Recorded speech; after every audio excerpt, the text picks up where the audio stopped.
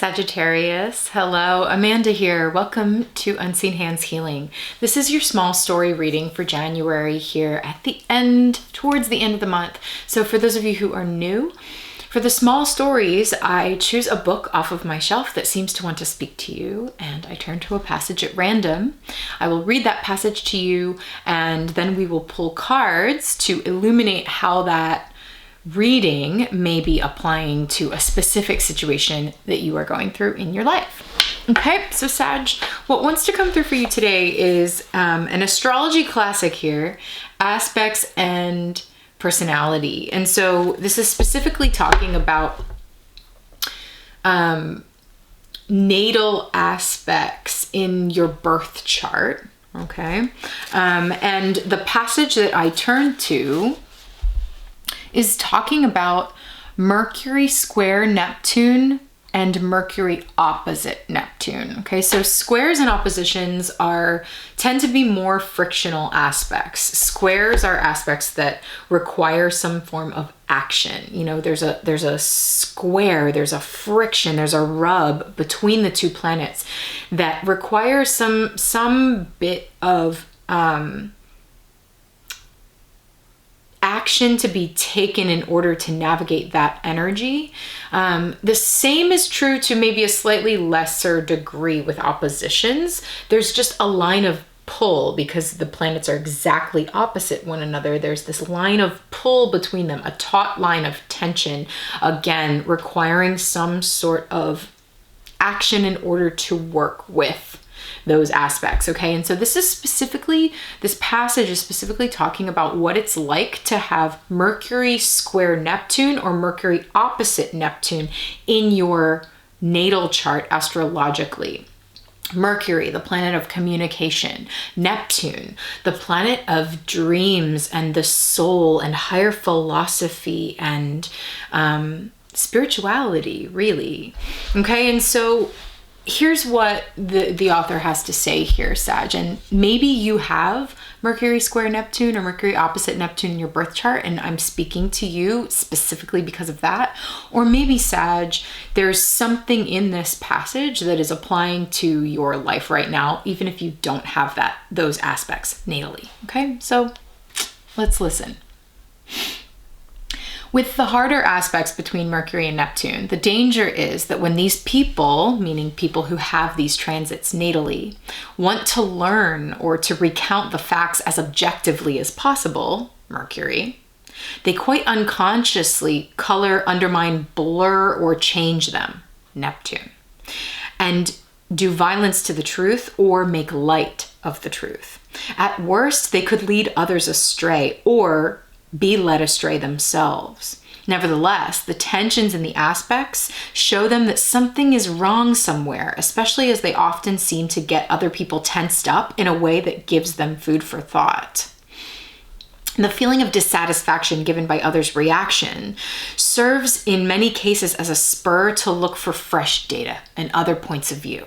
That feels very Sagittarian to me. This thing of like, okay, something I said is spurring a reaction in somebody else.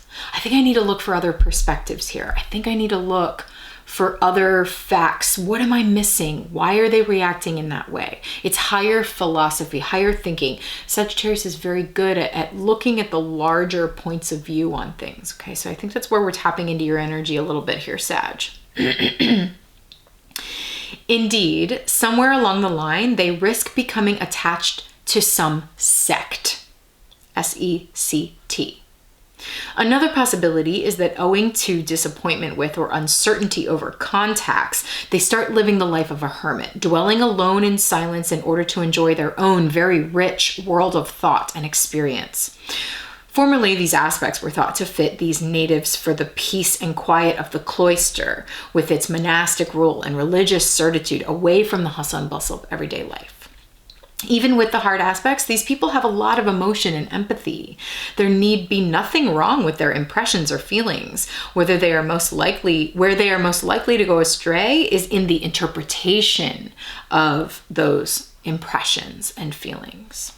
One important fact to bear in mind is that when they try to say something, others will not always catch their meaning.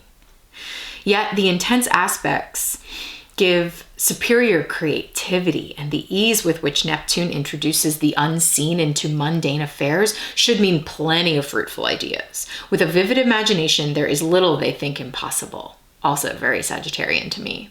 The typical Neptunian failing of being unable to distinguish between the appearance and reality is stronger here than it is in the harmonious aspects.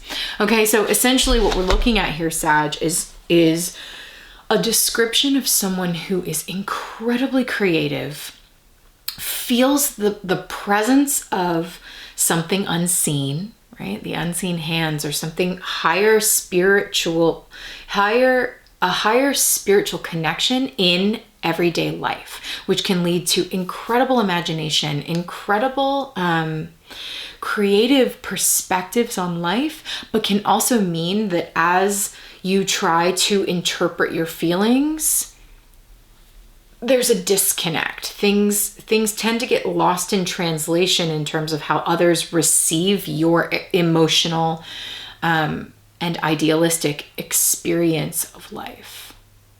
Okay, and that can cause you to maybe want to isolate because you're like, others don't really get me. They don't really get where I am here.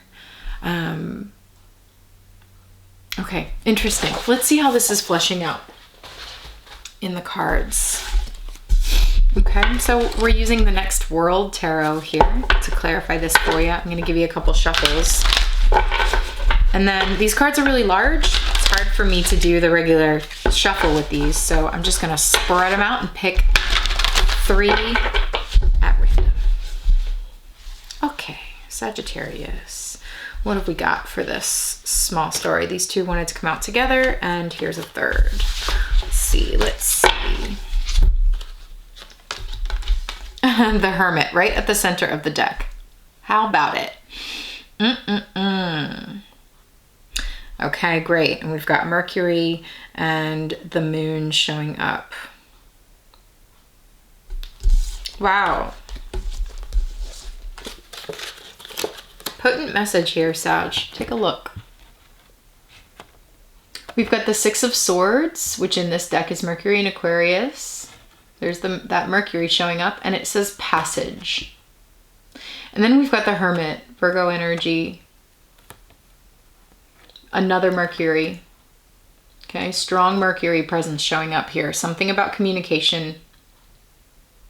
Okay, and then we've got the 6 of Pentacles. Redistribution is what this deck says, and it's moon in Taurus. Okay, so already there's this element emerging about an evolution of the way you, not only the way you think, but more so the way you communicate your way of thinking to others.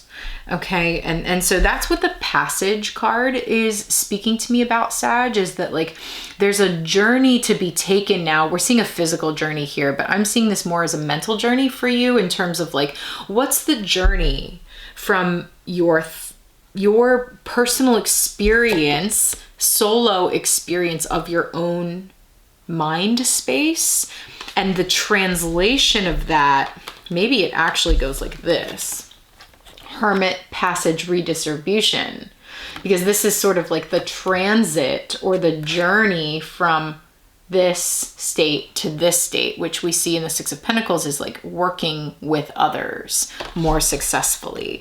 If you're here, cloistered, to go back to the passage we just read, which, the Mercury opposite Neptune, Mercury square Neptune, those natal aspects tend to want to lead you towards this cloistering, isolating energy of the Hermit, because you're like, nobody gets the way I think. Here in this Hermit specifically, we see the presence of Mercury showing up very strong through this like tape recorder. This person's there's headphones down here. It looks like they're even like talking into a tape recorder, and I'm getting this image of you like listening to your own thoughts, the sort of like the cycle of you in your own space internally, sort of listening to your own thoughts and forming your own opinions. And then it's like, how do those thoughts pass from inside your head, Passage, How do they take this journey of like bringing your thoughts, which I'm seeing as all packed up in this suitcase inside your hermit head,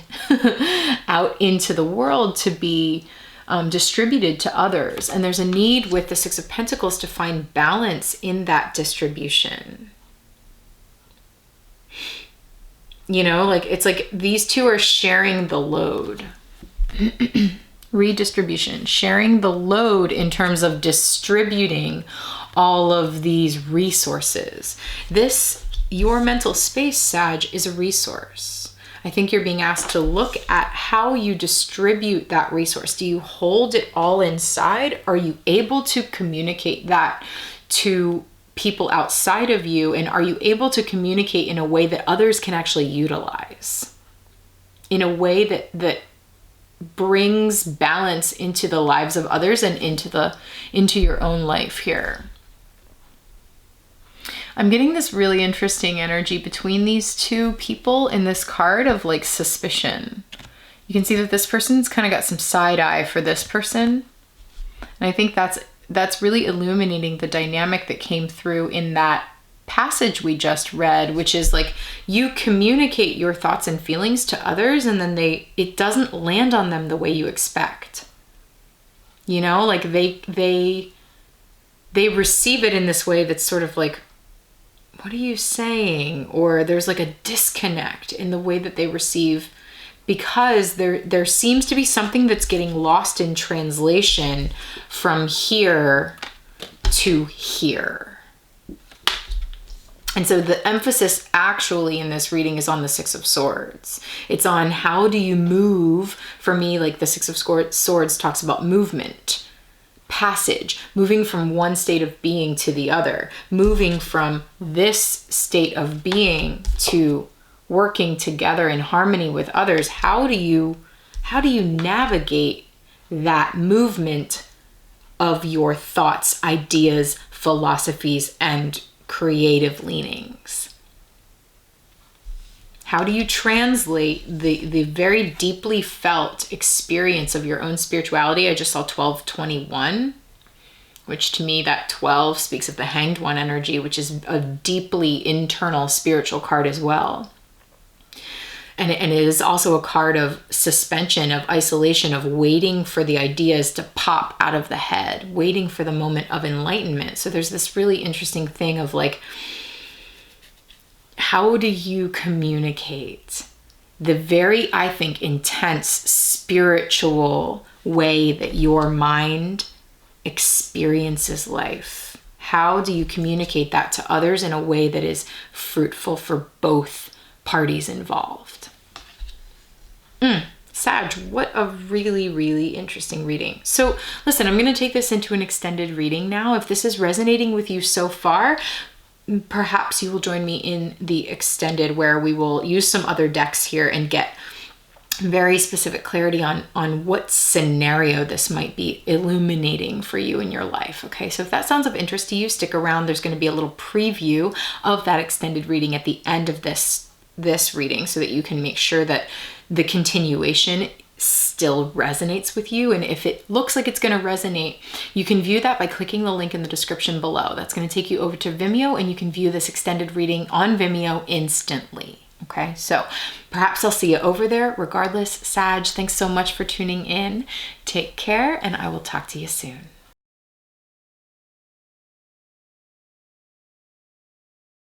You're trying to be intimate with another person, again, friendship or romantically or family or otherwise, that's not fertile. Withholding your emotions creates an imbalance in the soil. You know, y'all are planting seeds together. You're trying to grow something here together, and you can't do that if one is withholding from the other. And that's actually what we're seeing here. It's interesting. This person is carrying a load very outwardly, and they are looking directly at the fourth wall here. This person here is keeping their load behind their back, and they are looking a little more side-eye at the other one. There's an imbalance in terms of the way y'all are carrying and expressing your emotional load.